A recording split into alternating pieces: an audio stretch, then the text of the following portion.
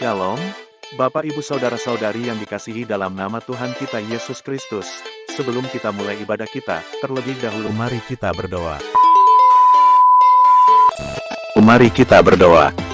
Terpujilah Engkau ya Tuhan Allah, Kau yang selalu hadir, berkarya, dalam setiap detik kehidupan kami umat manusia. Pada hari ini dengan penuh ucap syukur kami datang menghadap hadirat-Mu seraya mengingatkan segala kebaikan yang telah Engkau anugerahkan kepada kami umat-Mu. Kami menyadari bahwa hadirnya kami sampai pada saat ini adalah merupakan suatu anugerah yang terindah dan teristimewa lagi selama nafas kehidupan masih kami miliki. Sebagai wujud ungkapan terima kasih kami padamu, saat ini kami hendak memuji dan memuliakan Engkau lewat perkumpulan ibadah yang terbentuk saat ini. Dalam persekutuan ini, kami mohon biarkanlah Engkau hadir menyertai kami sebagaimana Engkau menyertai hari-hari kami. Agar persekutuan ibadah ini benar-benar terlaksana dengan baik dan mewarnai hidup kami.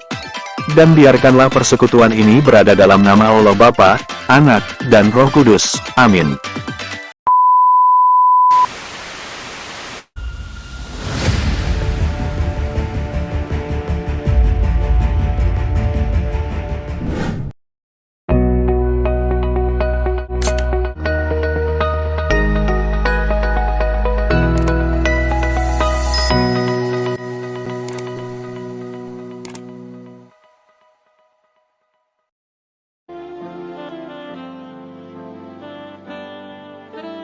Saudara-saudari yang dikasihi oleh Tuhan Yesus Kristus, selamat bertemu kembali di dalam program Arus Hayat Voice. Tema kita kali ini adalah Tuhan adalah roh itu yang ada dalam roh kita. Pembacaan Alkitab kita ambil dalam Yesaya pasal 9 ayat 5. Sebab seorang anak telah lahir untuk kita, seorang putra telah diberikan untuk kita, lambang pemerintahan ada di atas bahunya, dan namanya disebutkan orang penasihat ajaib, Allah yang perkasa, Bapa yang kekal, Raja damai. Kemudian 2 Korintus pasal 3 ayat 17. Sebab Tuhan adalah roh. 2 Timotius pasal 4 ayat 22. Tuhan menyertai rohmu, kasih karunia-Nya menyertai kamu. Demikianlah firman Tuhan. Saudara-saudari yang dikasihi oleh Tuhan Yesus Kristus, Alkitab Perjanjian Baru tidak pernah mengetengahkan suatu masalah yang lebih banyak daripada masalah roh. Perjanjian Baru membicarakan masalah roh, roh hayat, roh kelahiran ulang kita, lebih-lebih membicarakan dua roh yang berbaur menjadi satu roh. Hampir setiap kitab Perjanjian Baru membicarakan masalah roh ini. Kitab terakhir, yaitu kitab Wahyu, secara khusus menunjukkan kepada kita bahwa kita wajib berada di dalam roh. Alkitab mengatakan, yaitu Allah itu roh adanya. Bukan hanya sifat Allah itu roh. Bahkan dalam ekonominya, ia sebagai Bapa, Putra, dan akhirnya sebagai roh. Bapa dan Putra dan roh bukanlah hanya untuk doktrin Allah Tritunggal, melainkan untuk ekonomi Allah. Nah, apakah ekonomi Allah itu? Ekonomi Allah tak lain adalah Allah hendak menggarapkan dirinya sendiri ke dalam manusia.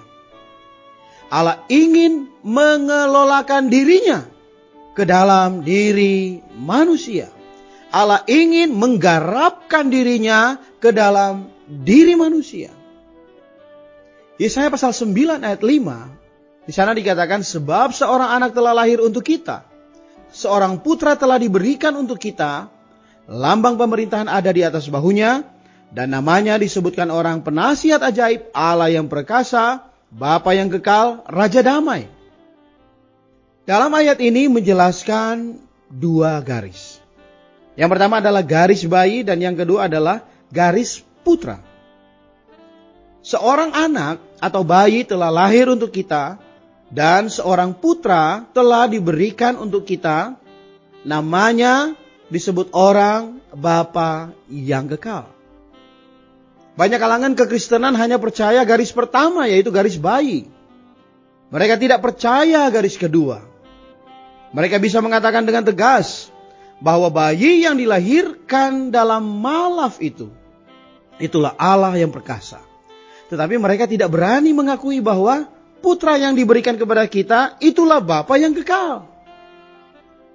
Kalau kita percaya bahwa bayi, anak itu adalah Allah yang perkasa, maka kita pun harus percaya pula bahwa putra itu adalah Bapa yang kekal.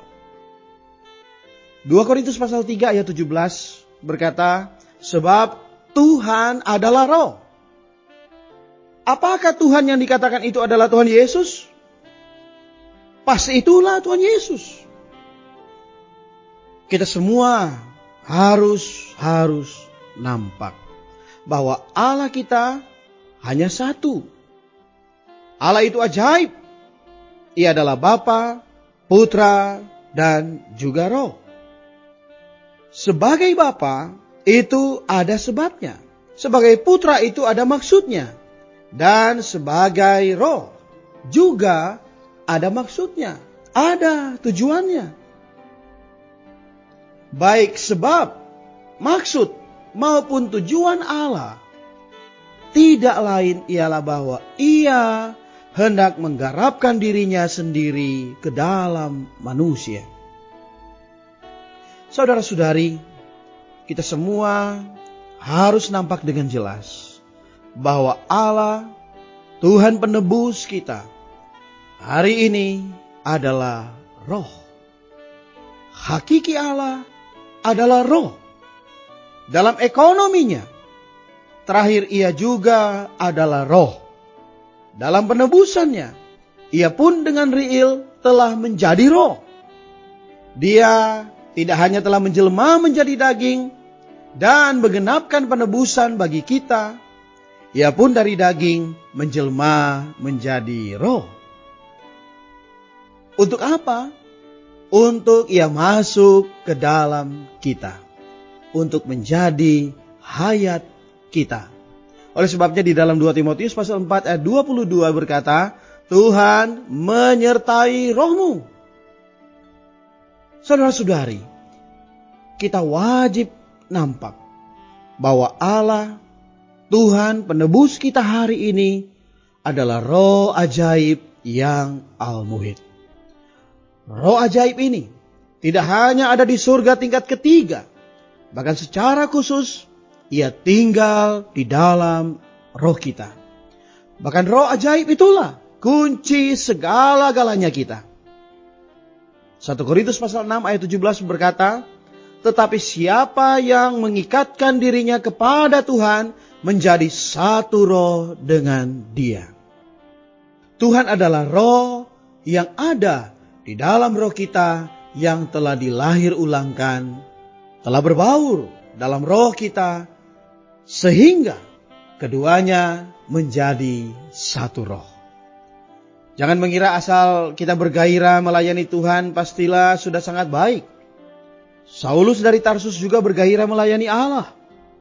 Akan tetapi kegairahan, pelayanan, dan ketaatannya pada masa itu berada di bawah kuasa iblis. Beranikah Anda mengatakan bahwa kegairahan pelayanan Anda hari ini bukan berada di bawah kuasa iblis? Berada di bawah kuasa iblis atau tidak, bukanlah ditentukan oleh apa yang Anda lakukan, melainkan ditentukan oleh apakah Anda berada di dalam roh atau berada di dalam daging. Demikianlah firman Tuhan. Terima kasih. Renungan yang telah disampaikan oleh Pak Pengkhotbah dan semoga menjadi terang bagi kehidupan kita. Oleh karena itu, sebelum kita tinggalkan tempat ini, biarlah Bapak Gembala membawakan kita dalam doa. Kepada Bapak dipersilahkan. Mari kita berdoa. Tuhan Yesus, terima kasih karena Engkau adalah roh yang hari ini sudah ada di dalam rohku. Tuhan, aku mau mengalami segala kekayaan-Mu. Tuhan, aku mau mengalami penyaluran-Mu.